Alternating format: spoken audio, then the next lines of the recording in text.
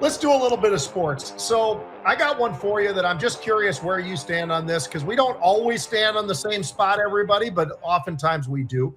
But I'm looking at the Olympics now. They're now talking about paying guys in the Olympics $50,000 if they get a gold medal. Now, I don't know about you, John, but what frustrates me right now about what's been happening is NIL. I'm not as big a fan of that as everybody else in the world about. I don't mind the idea of sharing the money in some regard, in college sports or whatever, but I'm not so sure you could use it as basically this free agency type tool to try to pay guys. I haven't been able to figure all that out. But when it comes to the Olympics, they've got the amateur athletes. If you go back, how about when we had Miracle, for instance, right, with Herb Brooks and all the guys on the U.S., college guys, nobody was from the NHL. They were playing against guys who were professionals because some of the other countries cheat. But nonetheless, they went out there, and why was it a miracle? Because they were the miracle of how they did that with a bunch of amateur athletes, which is what the Olympics have always been all about, right? The greatest amateur athletes in the world. It's not the greatest athletes necessarily, greatest amateur athletes. So what bothers me is, then the NBA, you had the dream team and all that kind of stuff, right? And those guys are all involved. So they've lost, by the way, one time.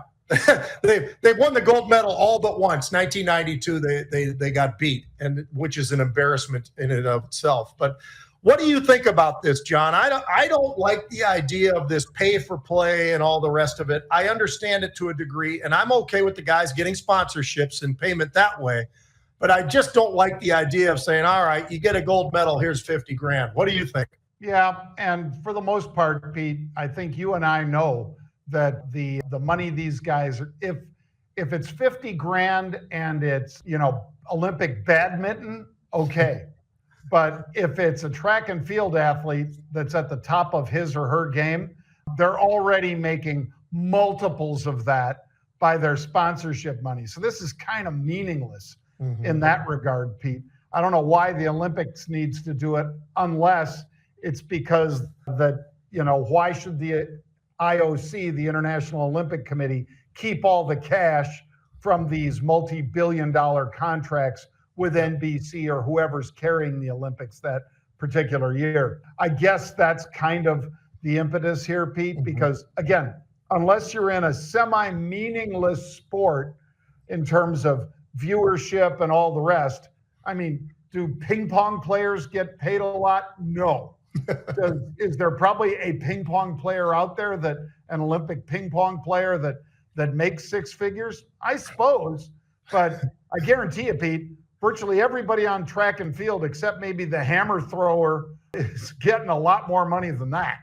Yeah, I don't mind the idea of some sort of a revenue share, quite honestly. But let's pay them all. Why just because you got the gold? Why is that? I just think that there's some way that they could do this the right way, but I just don't like the approach that they're doing right now. Hey, how about this one, John? To show you the power of sports, right? And what people are willing to spend money on, even at a time like this where we talk about inflation every single day, you and I, when we're looking at the stock market and everything else, and we talk about gas, we talk about food, we talk about all these topics. But how about this? Did you know that the NHL this year has set another record, and they've done it last year as well, but they set another record year when it comes to the folks that are watching, the viewership. And by the way, including going not just on TV, and I'm talking about ESPN and Turner, those numbers are up another 7% this year.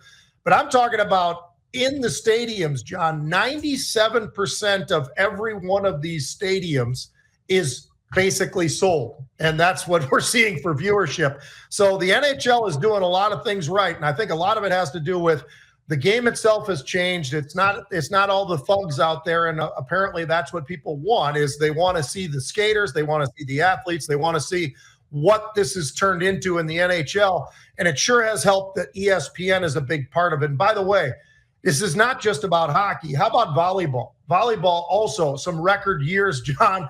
The women's basketball, the women's draft from basketball this year, record numbers. Caitlin Clark being obviously the one that everybody focuses on, but there's a lot more than that. How about the volleyball team at Nebraska last year in front of 92,000 people in the stadium? I would say that sports is the outlet for people, even at times like this where inflation is pretty high. What do you think?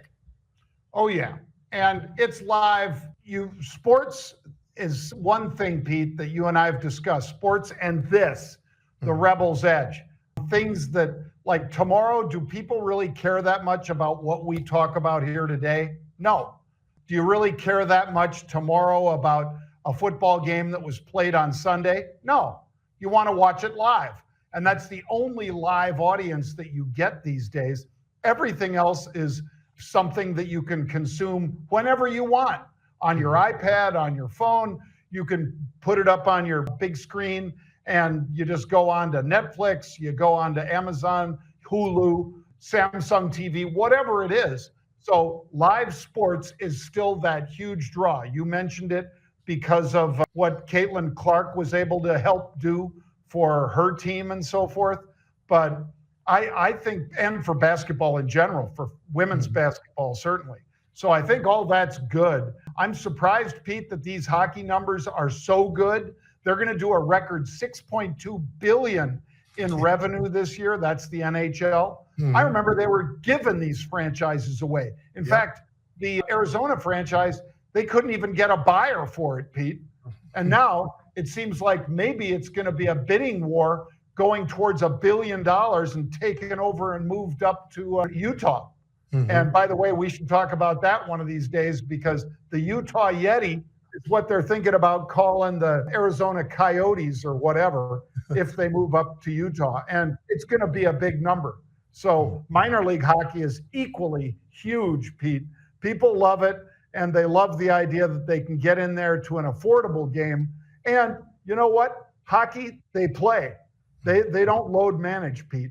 And those guys, those people on the ice, they love to play that game. And it shows, rather than sitting there on the bench and grab ass. Yeah, there is nothing like, live sports. There is nothing quite like it. And it's proving out exactly that way when you look at the NFL, even the NBA and the NHL and all these others, colleges and everything.